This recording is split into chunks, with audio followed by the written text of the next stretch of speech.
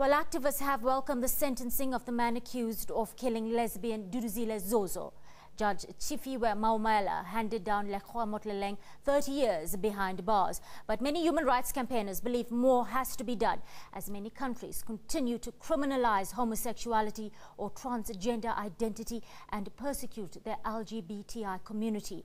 Now, LGBT people in many countries may be vulnerable to state violence or hate crimes. Although South Africa was the very first country in the world to prohibit discrimination based on sexual orientation and does have one of the most progressive constitutions that legalizes same-sex marriages, reports of violence against gays and lesbians are becoming more frequent. Well, Jabu Pereira is from the gender and human rights group Irantiorg, and she joins us now in studio.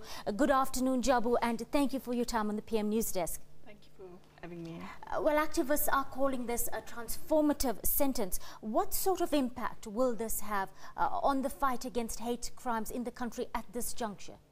Yeah, we're really excited that about this judgment. I think it's about time, particularly on the East Rand of Johannesburg, where there have been a number of cases of lesbians that have been murdered.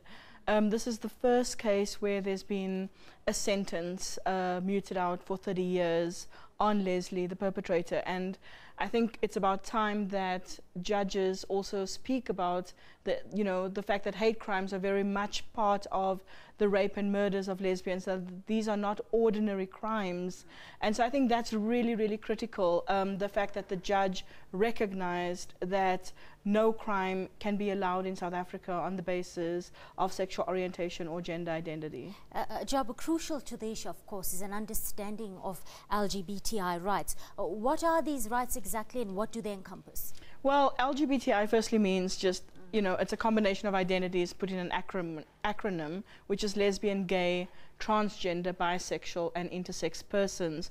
And each of these persons essentially face various forms of vulnerabilities. As we know, in South Africa, lesbians have faced high rates of sexual violence, rape, murder, and hate speech. And similarly, cases with gay men around issues relating to high rates of HIV, poor education and protections.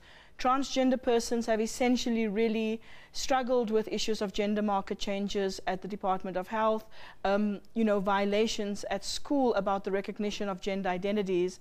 And intersex persons have really been challenged with medical doctors that have forced parents to make decisions about somebody's biology and so on. Jabu, if we can just broaden the conversation a little bit, how serious is South Africa about gay rights? We do seem to be walking a very fine line between strong constitutional commitment to protect our gay rights, but we also have to balance this with solidarity with the rest of a very homophobic Africa. About 38 of our continent's 55 states criminalize homosexuality. But indeed, South Africa is a world leader when it comes to protecting gay rights. Yeah, I mean, you said that South Africa was one of the first that embodied sexual orientation. South Africa was also one of the fifth country to recognize same-sex marriages. I think for the rest of Africa, a lot of this legislation comes from old British colonial laws. And so a lot of these states have kept them on. And of course, the most recent challenges really pertain to new laws that not only criminalize homosexuality or transgender identity, but it's more criminalizing the fact that we cannot operate as organizations, that we don't have the right to be organized, and that freedom of speech and freedom of association is essentially becoming limited within the continent. And so these kinds of issues are across, they don't only affect LGBTI people, they affect all people within those particular countries. In Uganda, there's laws that women are not allowed to wear miniskirts, etc. So I think these issues are broader, and LGBTI people are essentially affected in the same way. So yes, you mentioned Uganda. Let's quickly talk about Uganda's anti-gay bill. South Africa did approach this with a kind of quiet diplomacy. Would have liked to see a more robust response from the South African government, keeping in mind that Pretoria does view Uganda as a key ally for peace in the Great Lakes region?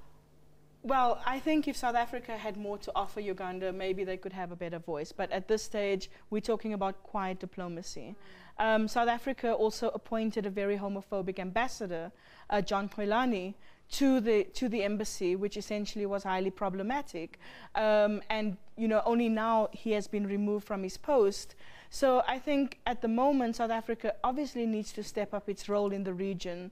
It needs to be more vocal, and should not fear the fact that it has a human rights constitution that it needs to be, it needs to abide by. So I think these are some of the challenges with South Africa. It hasn't been vocal on the issues in Nigeria as well, and so we're not seeing an active voice coming from South Africa in relation to these issues. But I do think South Africa can play a better role. Very quickly, Jabu, why does South Africa not yet have dedicated hate crime legislation? A lack of political will, perhaps, or is it just logistical delays?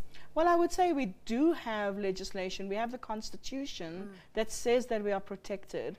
I think what we need to do more, of course, is really look at, since 2008, we had high rates of xenophobia in South Africa, which is a hate crime. Now we have high rates of attacks on LGBTI persons, which is a hate crime. Yes. So the whole definition of hate crimes in South Africa, of course, needs to be unpacked. But South Africa also doesn't necessarily have the capacity to manage all its legislative processes.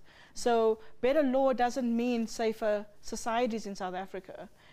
So right now, of course, there is a move to have legislation in place, but that legislation has to come with a budget. It has to come with a commitment from the state to abide to its constitutional mandate. And that's essentially, the law will only make sense when, the state fully, from the president, instructs civil servants to protect South Africa's rights. Okay, journalists have a responsibility to report accurately on these concerns. What are some of the guidelines media should adhere to improve the level of debate in what is often a very inflammatory environment? That's a good question. I think journalists really, the most important thing with journalists is language. They get language wrong. I think to really... Give us an example. Sure. I think some journalists who would talk about persons as hermaphrodites, when in fact the correct language is intersex, or would not necessarily understand what transgender identities are.